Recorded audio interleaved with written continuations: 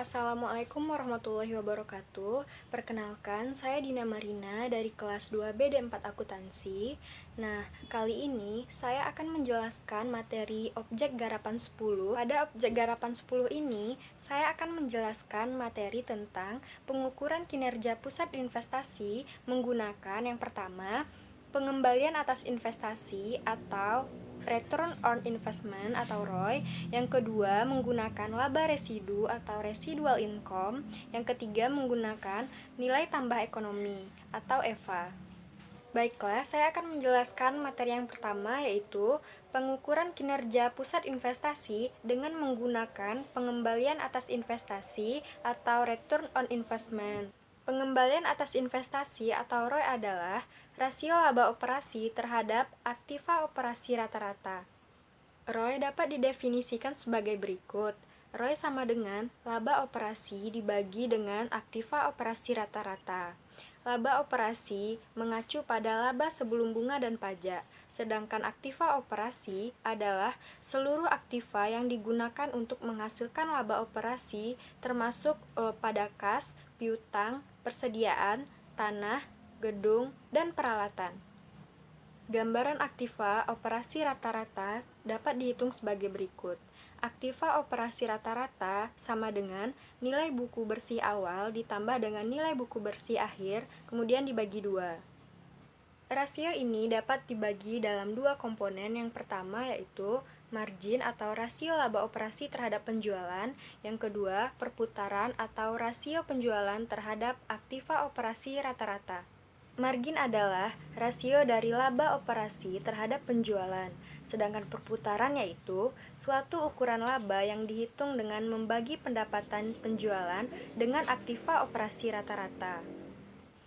Untuk menghitung ROI dengan memisahkan rumusnya atau laba operasi dibagi aktiva operasi rata-rata dalam margin dan perputaran, yaitu ROI sama dengan margin dikali perputaran sama dengan laba operasi dibagi penjualan dikali penjualan dibagi aktiva operasi rata-rata.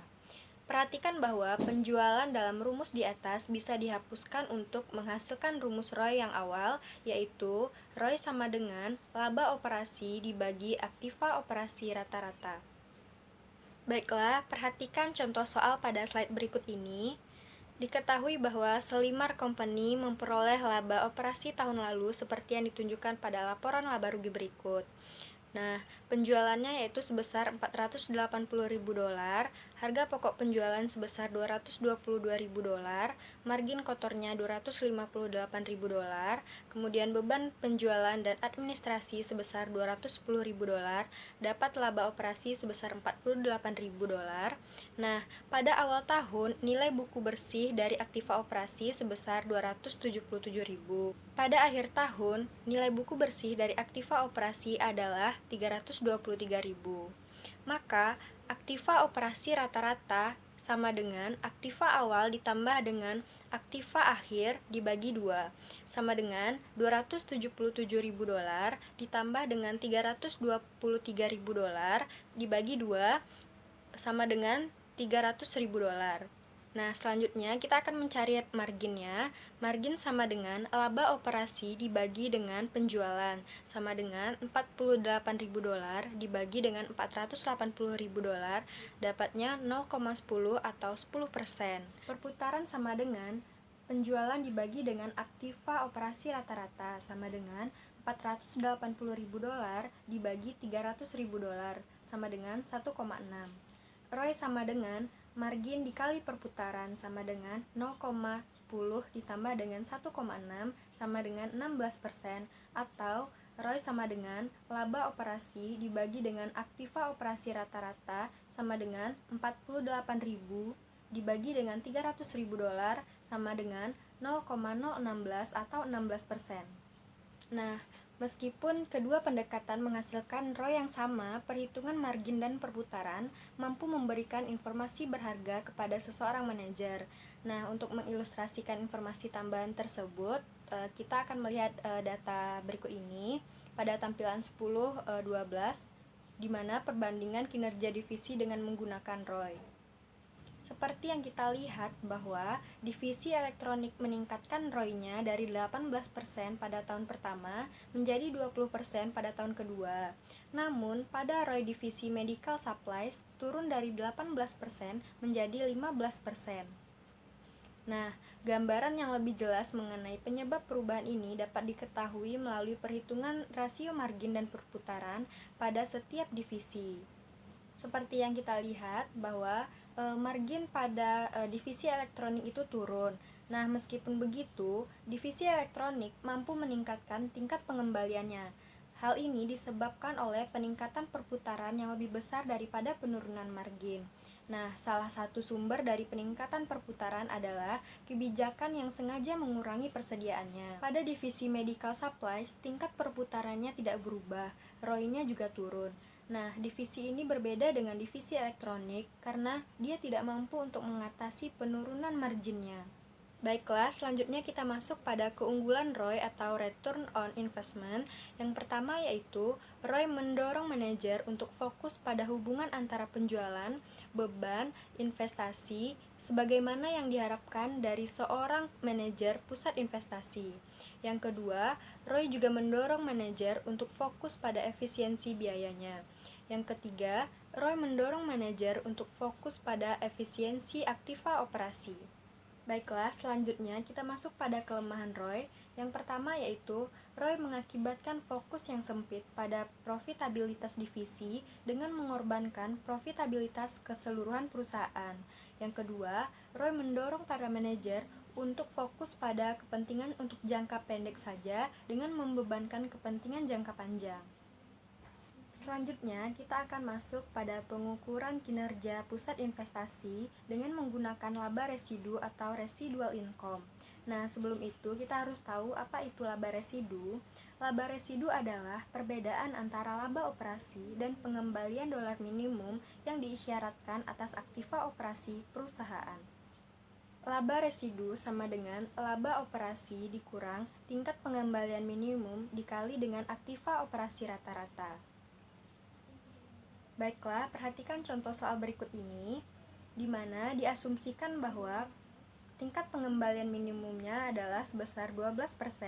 Baiklah, kita masuk pada penyelesaian soal tersebut, di mana aktiva operasi rata-rata sama dengan aktiva awal ditambah dengan aktiva akhir dibagi 2, sama dengan $277.000 ditambah dengan $323.000 dibagi 2 dapat $300.000.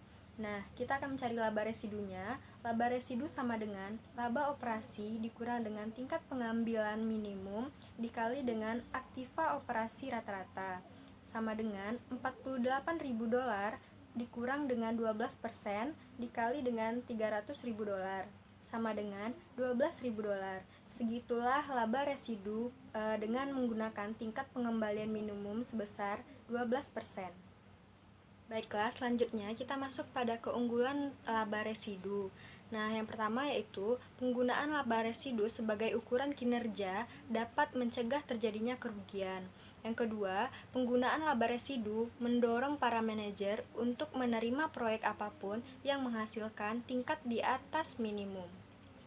Adapun kelemahan pada laba residu yaitu laba residu tidak sama seperti ROI, di mana laba residu adalah ukuran absolut dari profitabilitas.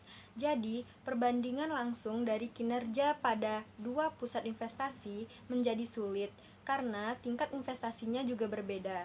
Baiklah, selanjutnya kita akan masuk pada pengukuran kinerja pusat investasi dengan menggunakan nilai tambah ekonomi atau EVA. Nah, sebelum itu saya akan menjelaskan apa itu EVA. EVA adalah laba bersih atau laba operasi yang sudah dikurangi pajak, dikurangi total biaya modal tahunan. Nah, untuk menghitung EVA, di mana EVA adalah laba bersih atau laba operasi setelah pajak yang dikurangi dengan biaya modal yang dipakai. Persamaan EVA dinyatakan sebagai berikut. EVA sama dengan laba operasi setelah pajak dikurangi dengan persentase biaya modal aktual dikali dengan total modal yang dipakai. Baiklah, kita akan masuk pada contoh soal. Perhatikan slide berikut ini, di mana diketahui Selimar Company memperoleh laba bersih tahun lalu, seperti yang ditunjukkan pada laporan laba rugi berikut ini. Penjualan sebesar 480.000 dolar, harga pokok penjualan 222.000, kemudian margin kotor 258.000, beban penjualan dan administrasi sebesar 210.000, kemudian dapat laba operasi sebesar 48.000. Nah, kita kurangi dengan pajak penghasilan sebesar 30%, dapatnya 14.400. Kemudian dapat laba bersih sebesar 33.600. Nah, jumlah modal yang dipakai sama dengan 3.000 dolar, di mana biaya modal akrual Selimar Company adalah 10%. Jadi, EVA sama dengan laba operasi setelah pajak dikurang dengan persentase biaya modal akrual dikali dengan total modal yang dipakai. Sama dengan 33.600 dolar dikurang dengan 0,10 dikali 300.000 dolar sama dengan 33.600 dikurang 30.000 dolar sama dengan 3.600. Segitulah nilai tambah ekonominya. Baiklah, sekian presentasi dari saya. Terima kasih atas perhatiannya. Assalamualaikum warahmatullahi wabarakatuh.